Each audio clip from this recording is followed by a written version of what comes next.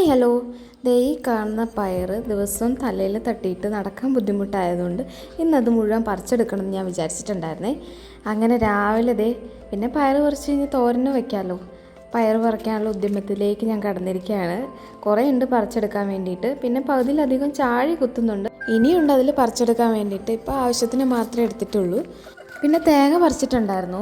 അപ്പം മുറ്റത്ത് തിരുവ് തേങ്ങ കിടക്കുന്നത് കണ്ടപ്പം അത് അവിടെ നിന്ന് മാറ്റിയിടാമെന്ന് കരുതി. അങ്ങനെ ഞാനതെല്ലാം പെറുക്കി ചാക്കിലാക്കി മാറ്റുകയാണ് കേട്ടോ. ഇതിൽ പകുതിയിലധികം കുലുങ്ങുന്നുണ്ടായില്ല, അതുകൊണ്ടാണ് ഞാനിങ്ങനെ കുലുക്കി നോക്കിക്കൊണ്ടിരിക്കണേ. ഇത് നമുക്ക് കറിക്കരയ്ക്കാനും പിന്നെ എണ്ണ ആട്ടാൻ വേണ്ടിയിട്ടൊക്കെ ഉപയോഗിക്കാം കേട്ടോ. എണ്ണ ആട്ടുക എന്ന് പറഞ്ഞു കഴിഞ്ഞാൽ ഇത്രയൊന്നും പോരാ, കുറേ തേങ്ങ വേണം.